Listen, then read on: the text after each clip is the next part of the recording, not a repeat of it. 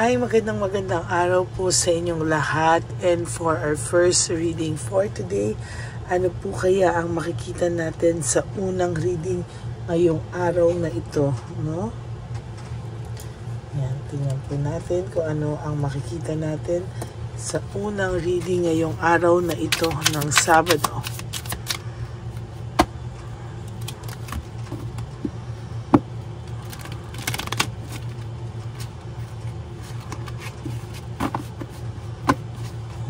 Yan.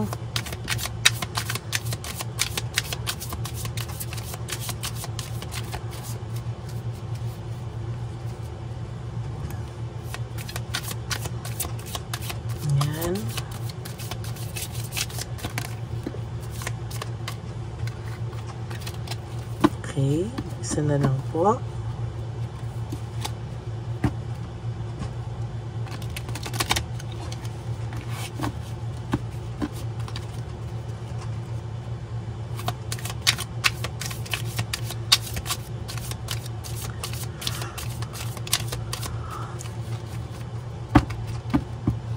Okay. Ay, pili tayo na 10.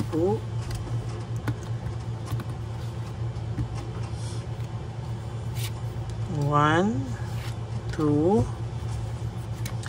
3, 4, 5,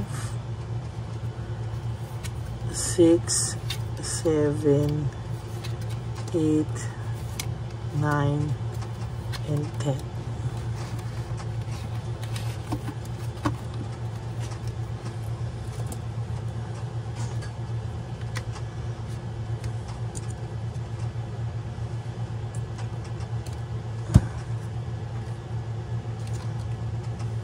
Okay, ngayon naman po ay gamitin natin pang Sunny Puwersa ang Lover Oracle Black. Ayan, nakita nyo po, binabalasa kong maigi.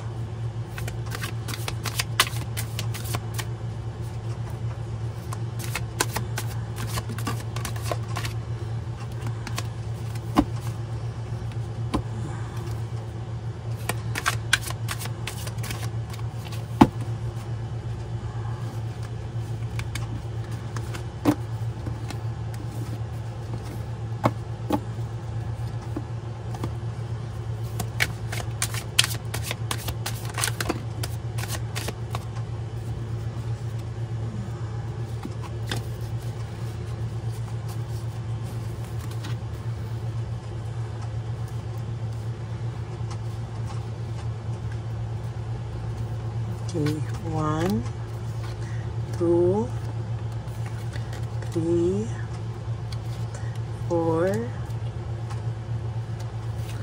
5, 6, 7, 8, 9, and 10.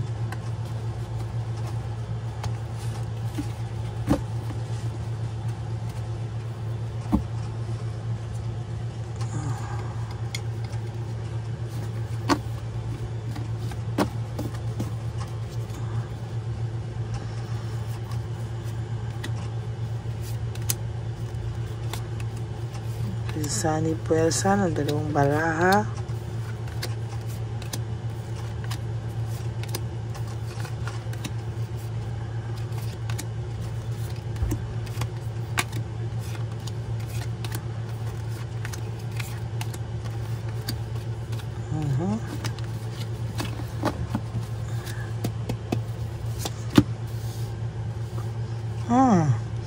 This is a celebration, no? May celebration pong magaganap, or may piging, or may okasyon na magaganap. It's either sa feeling ko sa kanila, no? May celebration magaganap. Meron po silang gagawin na lalo kang bubisitin, itsabilitang palakan, o maybe may silang isang okasyon na gagamitin, or isang okasyon, maybe okasyon, bakasyon, nagagamitin nila para po ikaw ay mabuisit, no? Totally, para ikaw ay mainis, ikaw ay mabuisit. Ipapakita po nila kung gaano, kunwari sila kadikit, ka-close, no? at ka-sweet, no? Pero this is all, parang excited si Chabelitang Palaka or si Shokoy na ipakita ito sa'yo, no? As a matter of fact, talagang sa nakikita ko, parang talagang sobrang can't wait, parang gano'n na makapag-post siya at mainggit ka daw niya, no? Why can't I tell you the truth? Ayan, no? Hindi masabi sa ng partner mo na ito ay isang show lamang, na ito ay hindi niya sinasabi sa iyo kung ano ang katotohanan, na ito ay show lang, na ito ay somehow ito po ay isang ano lang, isang pagpe-pretend, isa ito sa parang just to get your reaction, just to get your attention. Isa po siya talaga sa masasabi kong paraan nila para ikaw po ay mabwisit, no? Ayan, no? Sa ngayon po, lahat ng gawin nito, kahit ano ang gawin nitong hard work and everything, wala po siyang peace of mind, wala po siyang work without result. Hindi po niya alam kung ano ang kanyang mga gagawin sa susunod, no?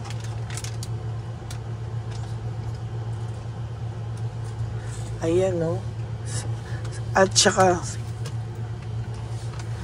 saka po sa nakikita ko po dito, somehow, ay talagang kahit po anong gawin niya, naiisip niya po na parang walang resulta ang lahat ng bagay na ginagawa niya sa ngayon. Nung una po, sinabi niya, I can't handle your love. Parang sobrang pure, sobrang ikaw lahat ang nag-iintindi. No, in spite of that, despite of that, nakuha ka pa po niyang lokohin, nakuha ka pa po niyang saktan, and yan po yung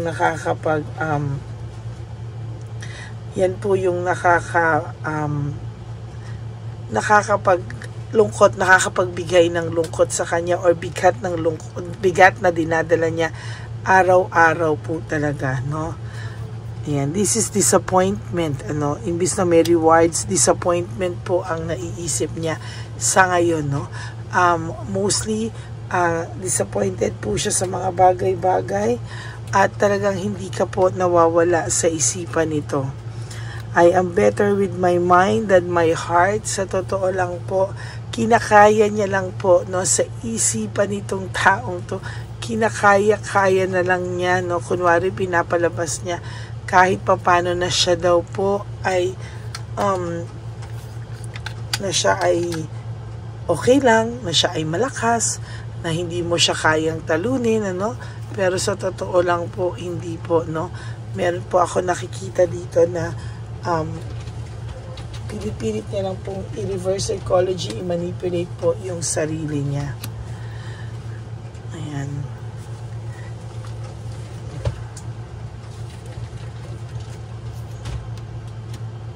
Okay.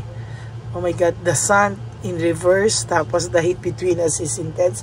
Talagang sabi ko nga po sa inyo, ang nakikita ko po dito talaga is laging may tension, ano? May tension sa kanilang dalawa. The heat between them, very intense actually. May pagka-brutal. No, hindi mo po aakalain at hindi mo po inaakala na ganyan po ang kanilang samahan, ano? At sa nakikita ko po talaga ay talaga pong hindi talaga siya masaya. No, nagkamali po siya. Kaya po most of the time, para sa may mga minimal contacts, kapag nagtatanong kayo dito, aburido to. Iniiba niya po laging topic, dinadivert niya talaga yung topic, naghahanap siya ng ibang purpose o ibang pagkakakwentuhan. Kasi sinabi niya, you were right. Tama lahat ng sinabi mo tungkol dun sa babae. Tama lahat. Ano? Tama daw talagang lahat. Ayan.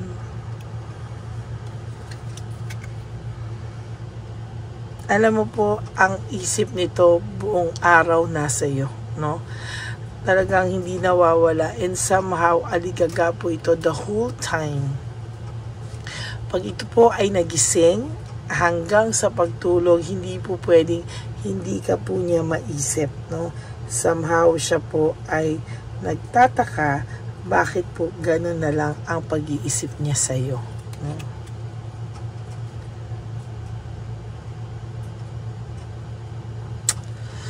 Ay, nako, the Fool in reverse. Maybe one of you, no, isa sa inyo po ay blinak ang isa't isa. Or may isa sa inyo na maybe that person blocked you, or ikaw na rin ang nag-block, or blinak ka ng person mo at blinak mo na rin siya. Nag-block ka na kayong dalawa, pero somehow, this guy or this girl still stalking, no? Na-stalk ka po nito. Whether you like it or not, nai-stalk ka po nito at araw-araw ka po na itong ini-stalk, no? Nakikibalita po siya habang kunwari ang palabas niya sa'yo, ina-isolate na niya o iniiwasan na niya ikaw, no? Pero sa totoo lang, araw-araw na ginawa ng Diyos ay ikaw po ay iniisip niya. I can't stop thinking about you, sabi nga sa'yo, hindi ito tumitigil kakaisip sa'yo. I'm obsessed with you. Hindi po siya tumitigil kakaisip sa'yo, and somehow, ayan, no? Oh, the Empress, no? Talagang ang isip po ng person na to ay nasa iyo, no? Ang isip po nito ay nasa iyo. Maybe ikaw ay kalmado lang, nasa comfort zone mo, no? Pero ang third party nyo, ikaw po palagi ang iniisip, no? Ikaw po palagi ang tinitingnan, ikaw po palagi ang source of happiness niya pag nabubisit ka niya. Ayan po, alam po ng person mo o alam po ng third party na na-stuck po ang vision nitong taong ito sa inyong dalawa. And most of the time, hindi man naiintindihan ng third party ano daw po ba ang meron sa'yo. Hindi ka daw po talaga maalis-alis sa isip nito, no? Ayan, no? Parang wala ka pong wala siyang kinapuntahan kung hindi sa'yo. Ang isip niya wala na kinapuntahan kung hindi sa'yo. Work without result, sabi ko po, lahat po ng gawin ito, may laziness, may walang motivation, wala po ang person mo ngayon ay talagang blanco, no? Blankong-blanco po ang utak nito, at sa totoo lang, kahit gustuhin niya pong pumunta sa'yo, kahit gustuhin niya pong kontakin ka, no, hindi niya po magawa. Sa totoo lang, no, hindi niya po magawa, at talaga pong na-stuck siya sa pag-iisip sa'yo, at hindi siya makatigil mag-isip sa'yo.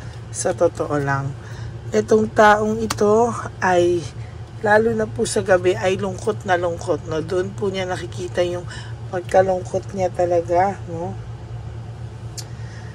Sa totoo lang po, talagang hindi niya po alam, undecided ito. Sa totoo lang, undecided ito, and hindi niya po alam kung anong gagawin niya. Hindi niya alam kung paano ang bukas, no? Parang sabi niya, sige, kung ano na lang, bahala na. Pero sa totoo lang po, ang nakikita ko po dito, sobrang gulo po nito, no? Hindi niya po alam paano niya lulusutan lahat ito na ginawa niya, no? Hindi niya po alam kung anong susunod na mangyayari sa buhay niya. Oh, ayan, no?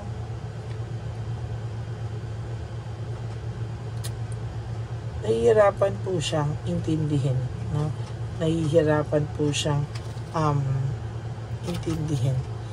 The Hangman in reverse, this is all about missing an opportunity, na loss of opportunity, missing a chance, no? Ang dami na po niyang namimiss na chance sa inyo, and somehow pagpatuloy po niyang ganyan, ano, patuloy niya po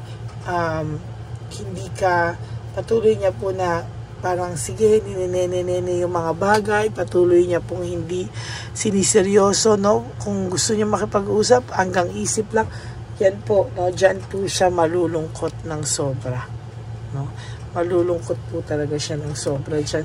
And sa nakikita ko po, worst scenario, lalo po siyang mahihirapan. at hindi niya po maitatama ang lahat ng gagawin niya sa susunod na panahon. Mai-stack po siya sa iyo, sa kakaisip lang po sa iyo hanggang hindi niya po tinatanggap lahat ng pagkakamali niya sa iyo at talagang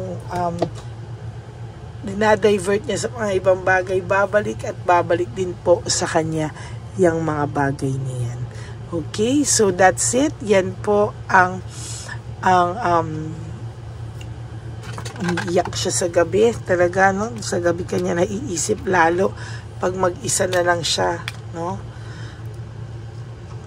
Umiiyak ang taong ito dahil sa'yo.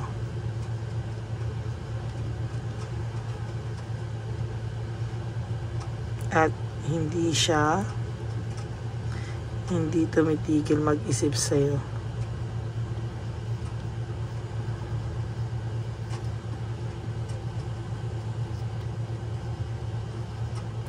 Yan, okay, that's it for your first reading of the day. I hope na lahat po kayo ay naka-resonate. And if you do, please give me a like and comment down below para naman po nakikita ko naman po ano po ang inyong reaksyon dito sa ating first reading of the day. And for those of you who would like to have a private reading with me, you can message me po at Lady Lee Elena, that's LADYLY Elena. Nasa dulo po yan ng ating video. Diyan nyo lang po ako makokontak. That's my only official and legit FB account. Yan, masyado pong maaga. No, alas 3 ng madaling araw, maaga po ako nagising because pupunta po kami somewhere.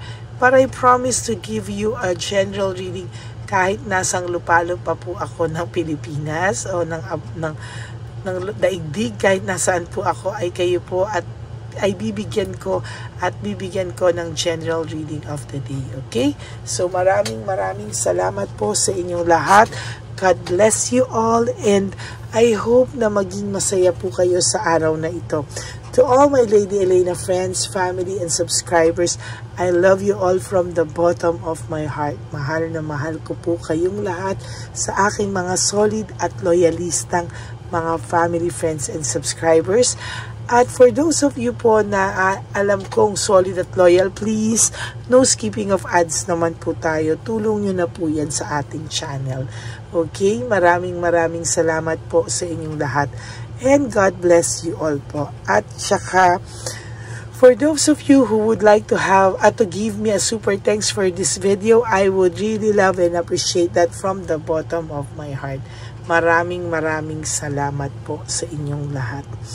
Sabi ko nga po sa inyo is life is too short. Don't make it shorter by stressing yourself from all the pains and heartaches na binigay sa inyo ng kahapon. Just surrender everything to the divine universe and just simply let go and let God write your life and love story. And of course, always din po live one day at a time.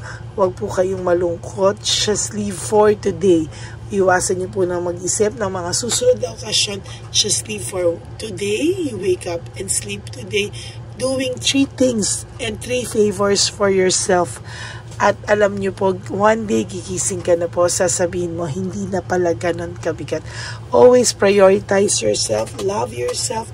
Kayo po ang magmamahal sa sarili nyo nang hindi po nyo lolokohin ang sarili nyo. Sometimes yung pagloloko nyo po sa sarili nyo, it's about pikit matang, tinitiis mo lahat ng masasakit na ginagawa sa'yo. Pero this time, you choose yourself. Piliin mo po ang sarili mo sa mga oras na ito para po piliin ka rin po ng sitwasyon sa susunod na panahon. Okay? God bless you all. I love you all and I will all see you again on my second reading of the day. I hope na napanood nyo na po yung first and second reading bago po kayo tumalon. I hope napanood nyo na po yung first, second, and third reading kagabi bago po kayo tumalon sa reading na ito. Okay? God bless you all. I love you all. Stay safe, everyone. Have a happy heart, no? Pilitin nyo pong mapunta kayo sa good vibes. Pag nakakaramdam po kayo na naiisip nyo siya at nababad vibes kayo, always think kung ano po ang consequences ng mga ginagawa niya, and sabihin niyo sa sarili niyo, one day, iiyak ka sa harap ko at hihingi ka ng tawad. Okay? God bless you all. I love you all. Stay safe, and I will all see you again on my next reading. Bye!